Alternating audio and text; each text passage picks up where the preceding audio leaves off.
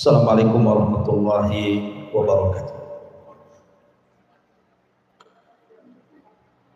Alhamdulillah, wassalatu wassalamu ala rasulillah wa ala alihi wa sahbihi wa mawalah wa la hawla wa la quwata illa billahi wa ba'd.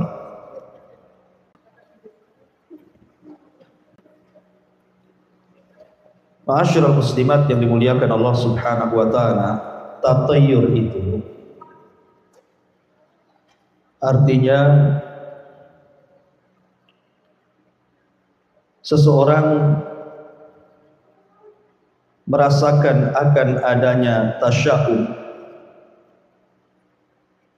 hal-hal yang bisa menimpa dari keburukan atau kesialan dari sesuatu, baik itu sesuatu yang dilihat ataupun yang didengar.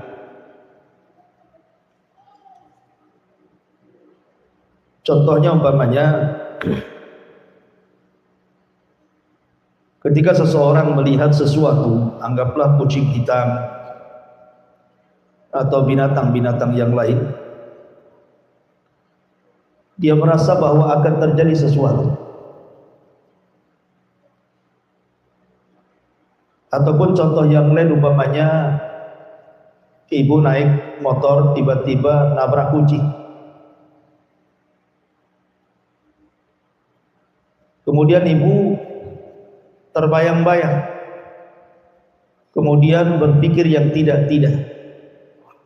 Padahal nabrak kucing dengan nabrak ayam itu sama aja. Tapi kemudian seseorang berkeyakinan macam-macam bahwa akan terjadi sesuatu yang menimpa dia.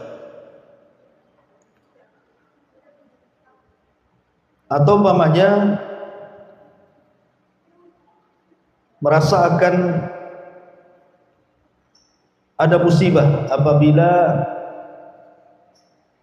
melihat burung umpamanya singgap di salah satu rumah orang. Dia berpikir bahwa akan terjadi musibah kematian baik di dalam rumah tersebut atau kerabat-kerabatnya.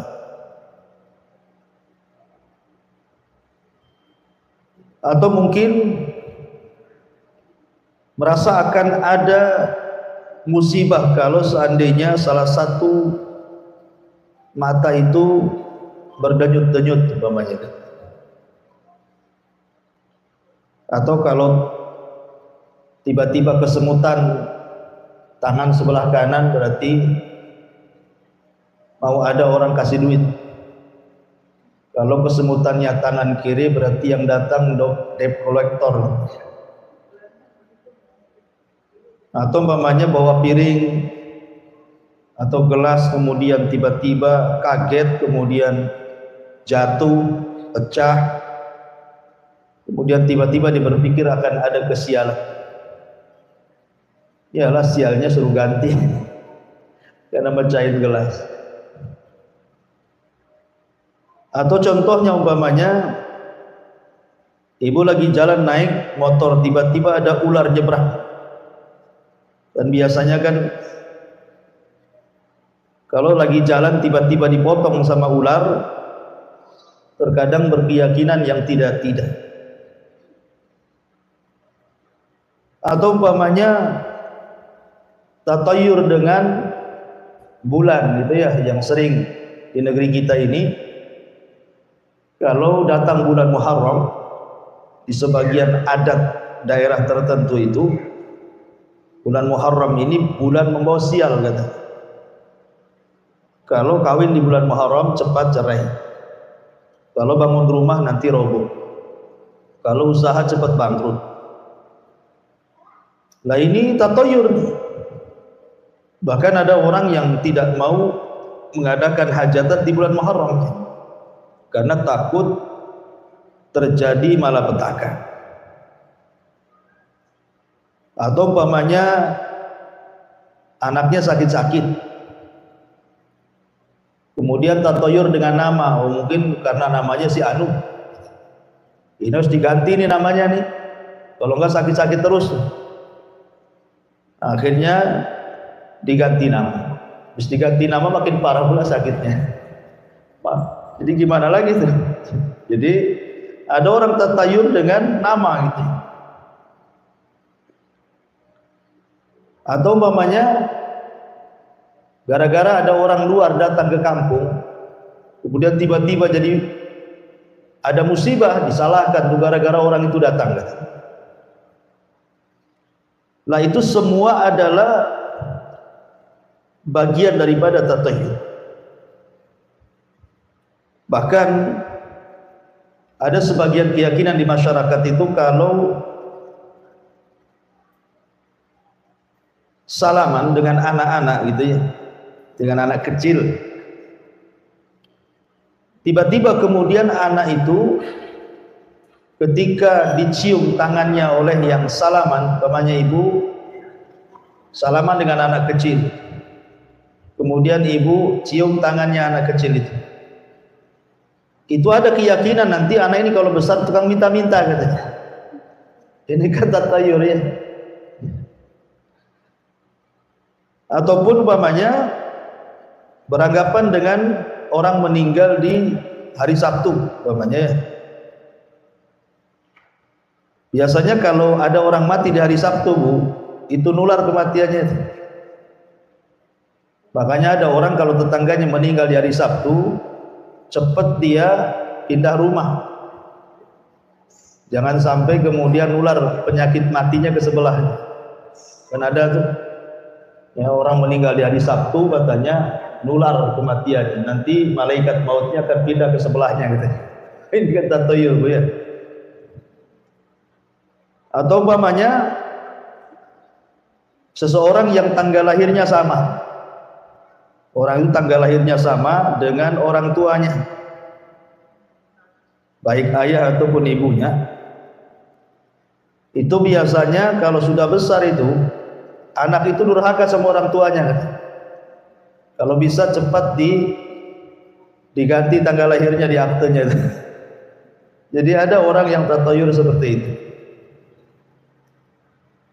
Bahkan ada sebagian masyarakat itu juga bertatayur kalau terjadi hujan gerimis tapi kok terang gitu kan, sering ya lewat tuh kalau terang tapi kok ada hujan gitu ya. Itu ada di sebagian orang tuh, di sebagian masyarakat tuh. Itu berkeyakinan bahwa ada setan yang melahirkan. Jadi kalau ada matahari kok hujan, itu setan lagi melahirkan. Ini kan apa kaitannya? Gak ada kaitannya. Bahkan jika ada seorang gadis biasanya ya yang belum nikah, itu suka duduk di pintu ya, pintu depan rumah itu katanya susah kawinnya. Padahal kalau gadis itu dia duduk di pintu banyak yang tengok ya. Tapi itulah tatayur ya, itu khurafat dan tahayul. Bahkan ada yang menganggap sial bagi wanita hamil jika suaminya masuk dan keluar toilet itu dengan menggantungkan handuk di leher. Jadi kalau ibu lagi hamil, suaminya kalau mandi jangan dililitkan handuknya di leher. Nanti anaknya katanya kalau melahirkan itu nanti janinnya itu terikat dengan tali pusarnya katanya. Jadi harus ditenteng aja itu handuknya. Kalau enggak nanti kelilit pula dengan tali pusarnya katanya. Yang lebih parah lagi yang umum adalah tatayur dengan angka tuh. Ya Bu ya, biasanya angka 13 itu paling sering itu ya. Saya dengar di pesawat, saya nggak pernah perhatikan pesawat sih, cuman kata orang katanya di pesawat itu ndak ada kursi 13 Bu. Ya. Begitu juga di hotel itu tidak ada kamar 13. Itu biasanya main loncat-loncat tuh. Dari 12 ke 14 gitu ya. 13-nya nggak ada tuh. Jadi ini semua bicara tentang tatayur. Itulah bicara tentang khurafat dan tahayul. Ini semua adalah tahayul. Ini contoh-contoh saja dan banyak sih contohnya, cuman ini bagian daripada contoh kecil. Taib. Dan semuanya masuk pada bab khurafat dan tahayul. Kita baca dalilnya. Allah Subhanahu wa taala berfirman di sini, ala innama ta'iruhum indallah walakinna aktsarahum la ya'lam. Ketahuilah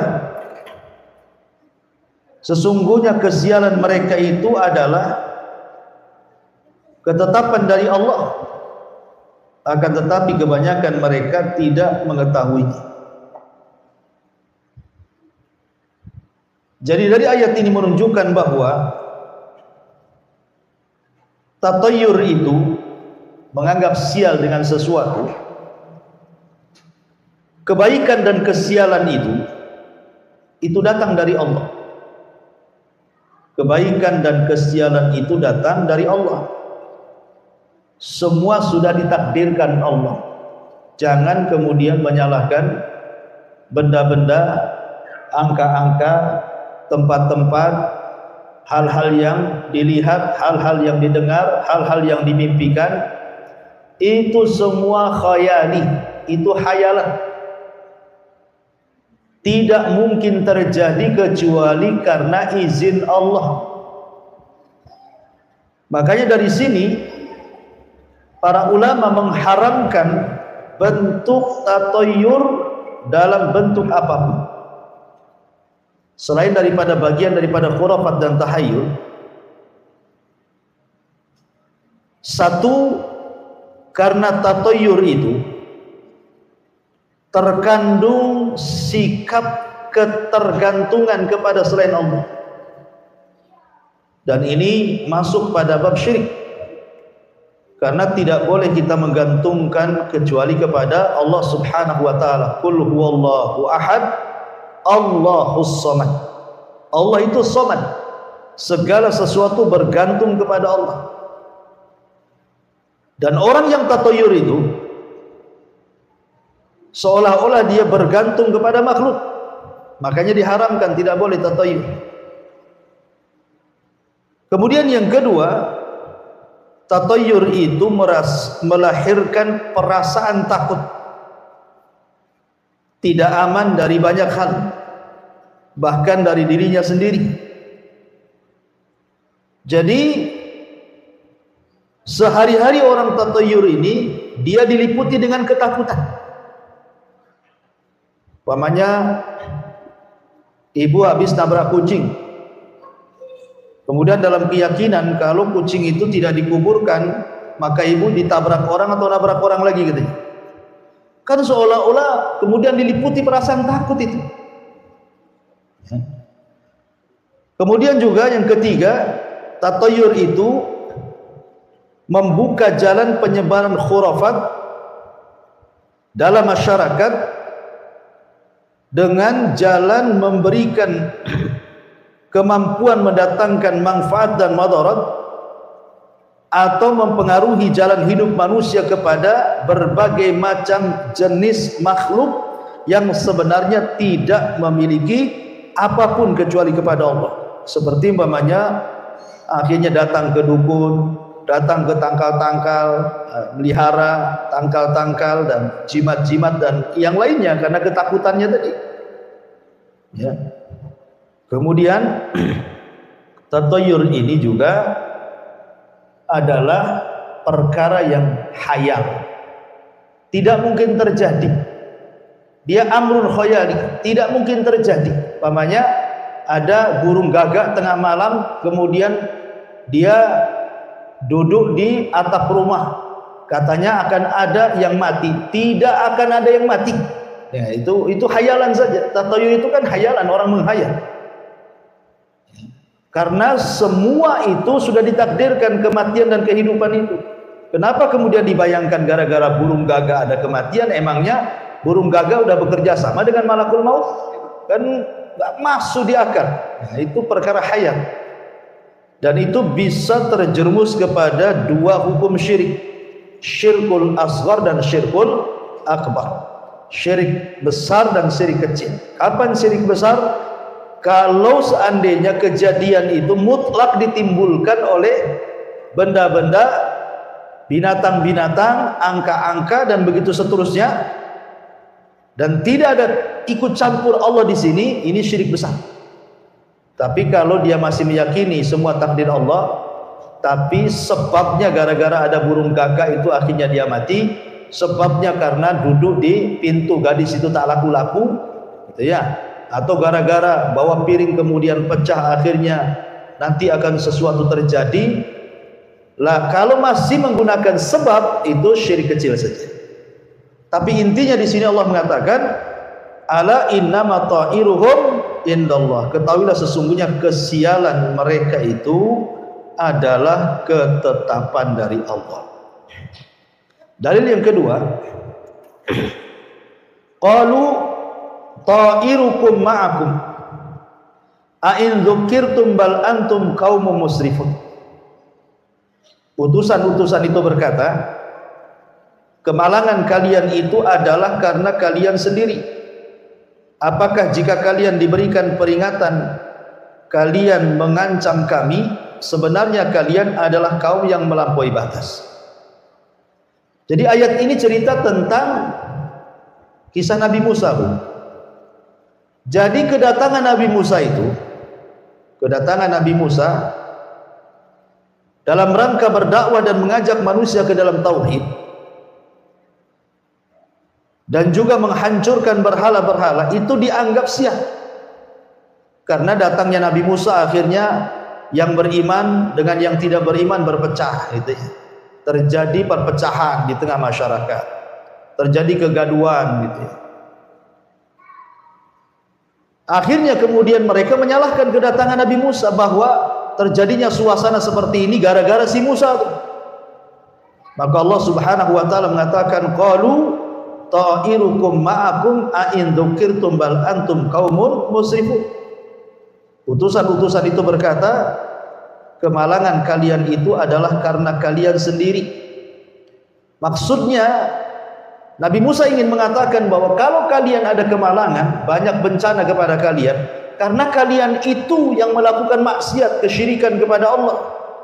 Coba kalau kalian ikut kami, ikut seruan kami, ikut kepada agama kami, menyembah Allah, mentauhidkan Allah, tentu Allah mengatakan bahwa tidaklah penduduk sebuah negeri itu beriman dan bertakwa kecuali akan dikeluarkan berkahnya dari langit dan dari bumi. Walau anna ahlal qura amanu wattaqau la fatahna alaihim barakatin minas sama'i wal ardh. Kalaulah seandainya, kata Allah Subhanahu wa taala, penduduk sebuah negeri itu mau beriman dan bertakwa, tentu berkah itu akan datang dari langit dan dari bumi. Tapi ketika kalian berpaling, makanya para utusan itu mengatakan kemalangan kalian itu adalah karena kalian sendiri, gitu ya. Apakah jika kalian diberikan peringatan, kalian mengancam kami, sebenarnya kalian adalah kaum yang melampaui batas. Jadi dari ayat ini kita simpulkan bahwa kalau terjadi musibah, kalau terjadi kemalangan, maka musibah dan kemalangan itu murni karena kemaksiatan. Jadi kalau di sebuah daerah ada gempa, ada tsunami, ada puting beliung, ada wabah dan yang semacamnya, itu ditimbulkan karena maksiat. Karena maksiat, bukan karena seseorang. Dan itu dijelaskan di banyak hadis Nabi SAW, seperti umpamanya Rasul mengatakan, kalau kalian mulai melakukan perzinahan dan terang-terangan dan tidak punya rasa malu, kecuali Allah Subhanahu wa taala akan kirimkan kepada kalian penyakit, wabah, di mana penyakit dan wabah itu belum pernah terjadi kepada sebelumnya. Kemudian juga Rasul mengatakan, kalau kalian masih mengurang-urang takaran, kemudian timbangan, kemudian mengganjal timbangan, mengurang-urang takaran, maka Allah akan kirim kepada kalian sulitnya ekonomi, paceklik yang berkepanjangan, dan para penguasa yang zalim yang Allah kuasakan kepada kalian. Artinya semua ini karena maksiat. Ya, tapi kalau orang itu mau beriman dan bertakwa, maka insya Allah tidak akan ada musibah, yang ada keberkahan. Baik, kemudian dalam hadis Nabi SAW dari Abu Hurairah radhiyallahu an, Nabi SAW bersabda, la adwa wala tiyarata wala hammata wala safara. Dalam riwayat wala nau'ah wala gula. Ini Rasul ingin menjelaskan beberapa perkara, semua bagian daripada khurafat dan tahayyul, semua bagian daripada tatoyur. Kata Nabi SAW, la adwa, tidak ada adwa, tidak ada adwa. Apa maksudnya tidak ada adwa itu? Maksudnya tidak ada adwa artinya tidak ada penyakit yang menular dengan sendirinya, melainkan kalau seandainya ada orang yang tertular, berarti penyakit itu tertular karena izin Allah. Penyakit itu tidak akan menular dengan zatnya, karena penyakit itu makhluk yang Allah ciptakan. Lalu kalau seandainya ada orang yang kena karena mendekati, bukan penyakitnya yang pindah, tapi karena memang Allah sudah izinkan dia terkena penyakit itu, bukan karena menular dengan sendirinya, tapi semua karena takdir Allah Subhanahu wa ta'ala. Contoh umpamanya penyakit apa yang menular, Bu? Corona ya? Corona menular enggak? Contoh umpamanya orang flu, orang yang flu, Bu, ya kan? Keyakinan di masyarakat kalau dekat-dekat orang flu nanti flu katanya. Flu itu tidak menular dengan sendirinya, gitu ya. Jadi kalau seandainya ada orang yang dekat-dekat orang flu, berarti dia flu. Kalaupun dia punya penyakit flu, berarti karena izin Allah. Karena banyak juga orang yang dekat-dekat orang flu itu tidak ikut flu juga kan, gitu ya. Jadi itu semua karena izin Allah Subhanahu wa ta'ala. Walaupun demikian, tetap kita mencari sebab. Kalau ada orang yang terkena penyakit yang bisa berpindah, maka jangan dekat-dekat, ya kan? Walaupun tidak ada penyakit yang menular maksudnya dengan sendiriannya kecuali karena izin Allah, tetap kita harus mencari sebab. Sebagaimana Rasul mengatakan, firra minal majrum kama tafirru minal asad. Jauhilah dari orang yang terkena kusta sebagaimana engkau lari dari kejaran singa. Nah, itu mencari sebab, artinya ya supaya jangan sampai kita jatuh kepada tatoyur, khurafat dan tahayul. Kenapa kamu flu? Itulah gara-gara saya dekat si ibu anu tuh katanya. Seolah-olah ibu itu yang membawa penyakit gitu ya. Jadi jangan seperti itu. Kemudian kata Rasulullah, wala tayratah wala tayratah. Dan tidak ada tatayur, artinya tidak ada kesialan yang disebabkan oleh burung ataupun hewan lainnya. Sebagaimana yang sudah saya jelaskan di mukadimah ya. Tidak ada, tatayur itu perkara khayali, perkara hayalan, tidak mungkin terjadi ya. Kemudian wala hammatah. Hammah ini di zaman jahiliyah. Jadi kalau ada burung hantu, hammah itu burung hantu, kemudian singgap di atas genteng, kemudian bersuara gitu ya, berarti burung itu pertanda membawa kesialan. Nah ini juga nggak benar ya. Jangan dikambing hitamkan burung, kasihan burung hantu jadinya kan ya. Jadi tidak ada binatang yang mendatangkan sial. Kemudian juga wala safar, dan juga tidak ada bulan safar, karena di zaman jahiliyah bulan safar itu bulan sial.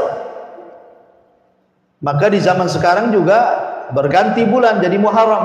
Nah, kan Muharram itu bulan sial katanya, makanya harus berendam keris, pusaka-pusaka gitu ya, biar membuang sial katanya. Kemudian wala nau'ah. Nau'ah itu tidak ada nau'. Nau' itu artinya bintang. Menganggap sial dengan kemunculan bintang tertentu dari 28 poros bintang. Ya, atau umpamanya gara-gara sial ibu melihat tanggal lahirnya. Wah, ini tanggal lahirnya sekian, berarti ini bintang yang gambar kambing ini. Wah, ini dilihat kalau bintang Virgo atau apa namanya ini kalau sudah dewasa ini susah mencari jodoh, susah mencari kerja, ini hidupnya jadi gelandangan. Lah, kok bisa gitu ya? Jadi bisa dia meramal nasib dengan bintang itu tidak mungkin. Itu namanya tatoyur, itu tahayul. Yang menentukan kebahagiaan rizki itu semua adalah Allah dan semua sudah ditakdirkan. Kemudian wala hula. Hul itu artinya hantu. Maksudnya tidak ada hantu itu.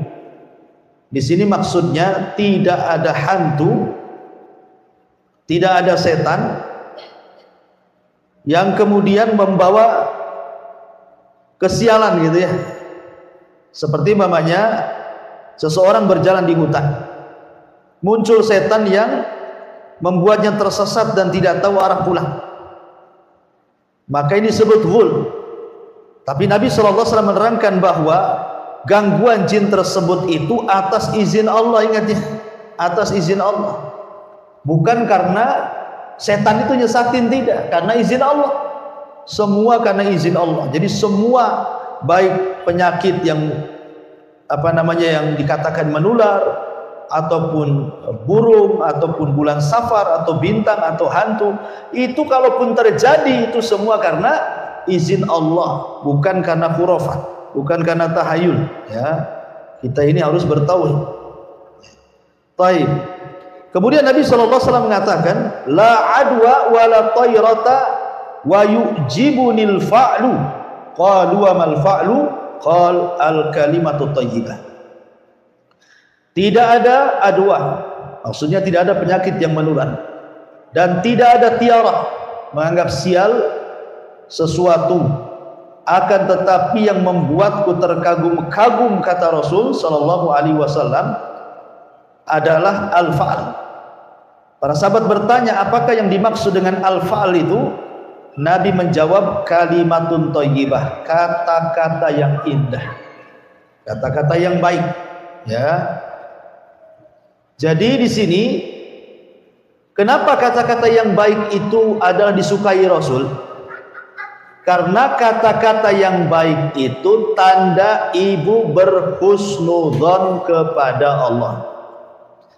Tapi kata-kata yang buruk itu tanda-tanda ibu suudzon kepada Allah. Contoh nih, ibu belanja ke pasar, ya, ibu nggak ada masalah. Tiba-tiba di pasar ada orang ngamuk-ngamuk gitu ya, ada orang ngamuk-ngamuk, kemudian ibu emosi.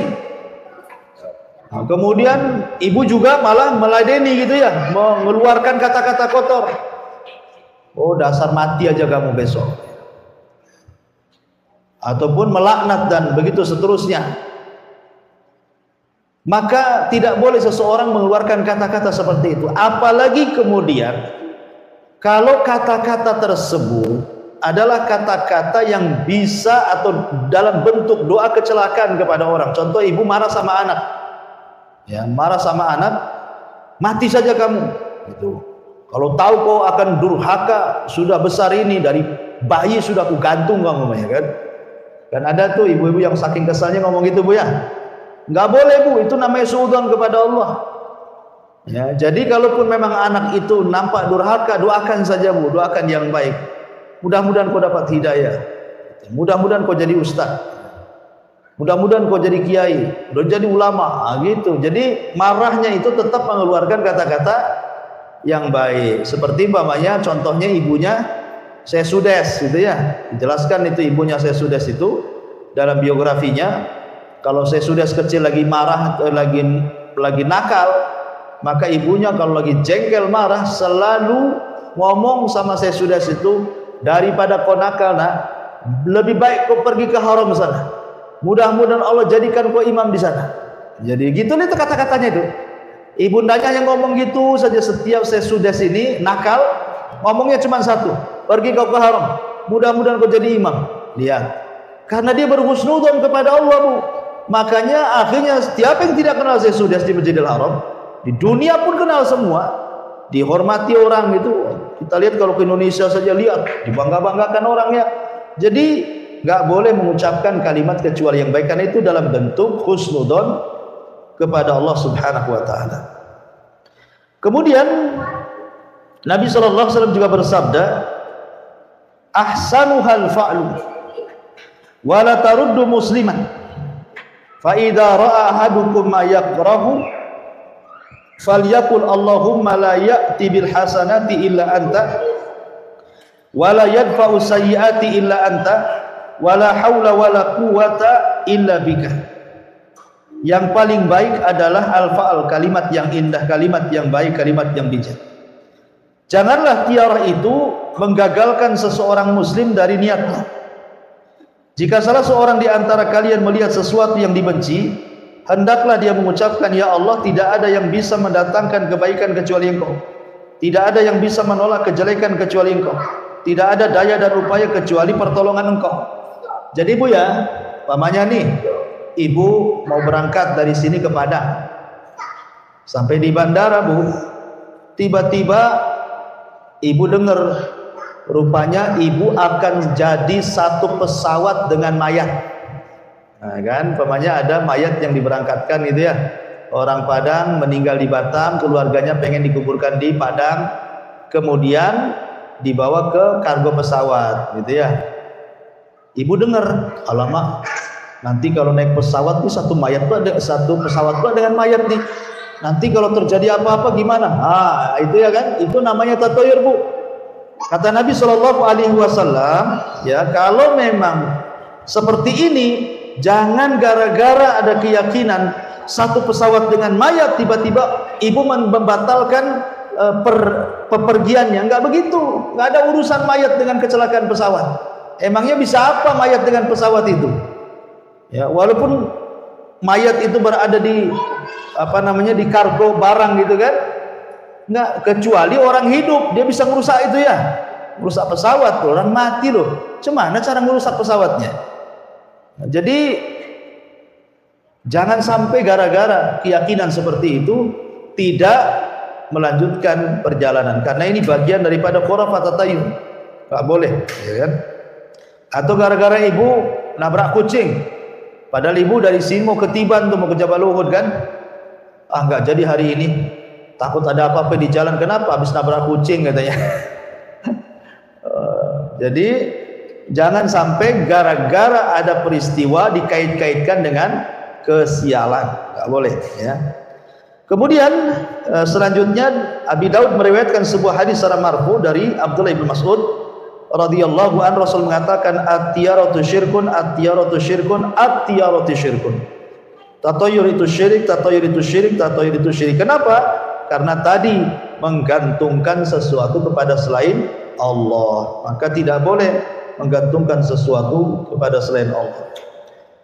Baik, kemudian riwayat selanjutnya, man raddakhut at-tiyaratu an hajatihi faqad asyraka, faqalu fama kafaratu dzalik, qala an taqula Allahumma la khaira illa khairuk wa la khaira illa khairuk wa la ilaha ghairuk. Barang siapa yang mengurungkan niatnya karena tiarah, maka dia telah berbuat syirik. Para sahabat bertanya, lantas apa penebus hal itu wahai Rasul? Maka Nabi mengatakan, ya Allah, tidak ada kebaikan kecuali kebaikanmu, tidak ada kesialan kecuali kesialan yang datang dari kamu, tidak ada sesembahan yang berhak disembah kecuali dirimu. Hadis dikeluarkan Imam Ahmad dan yang lainnya. Ya. Artinya begini Bu, tawakal saja loh. Kita diajarkan untuk tawakal. Karena tidak ada satupun manusia kecuali ada tiarahnya. Tidak ada satupun manusia, mau laki-laki, mau perempuan, mau orang awam, mau ustaz, semua orang Bu, dalam hatinya pasti ada tatayur, ada tiarah. Ada itu. Ya, merasa takut, takut begini, takut begitu. Setiap orang itu ada Bu perasaan-perasaan seperti itu. Ya. Tapi kalau terlintas perasaan-perasaan seperti itu, maka cepat ibu-ibu berdoa. Jadi kalau ini ibu nih,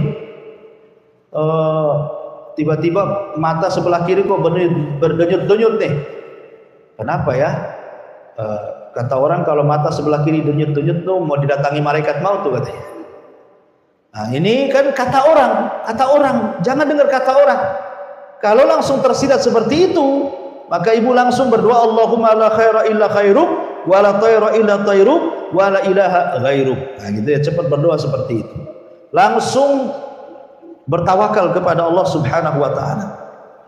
Ya, tawakal kepada Allah, jangan bertawakal, jangan menyandarkan sesuatu pada peristiwa, pada tempat, pada angka, ya, pada tanggal lahir, pada benda-benda tertentu, waktu-waktu tertentu, binatang-binatang tertentu. Ya, jangan disandarkan sesuatu itu kepada mereka, tapi sandarkan sesuatu itu kepada Allah. Itulah yang disebut dengan tawakal namanya. Ya, yang bisa mencegah tatoyur itu tawakal. Dan tawakal itu ada dua buah.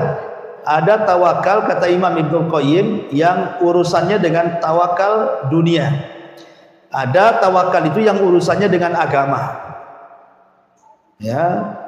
Tawakal urusan dunia, ya urusan dunia lah. Ibu cari uang ya bertawakal, suami cari uang tawakal gitu ya. Ibu mendidik anak ya tawakal. Ya, yang memberikan kecerdasan Allah saya hanya ngasih sebab saja. Yang mendidik akhlak, yang merubah akhlak anakan Allah kita hanya menjadi sebabnya. Ya tawakal saja kepada Allah. Ibu naik pesawat gitu ya, tawakal saja. Naik mobil, tawakal saja. Mudah-mudahan Allah lindungi di perjalanan.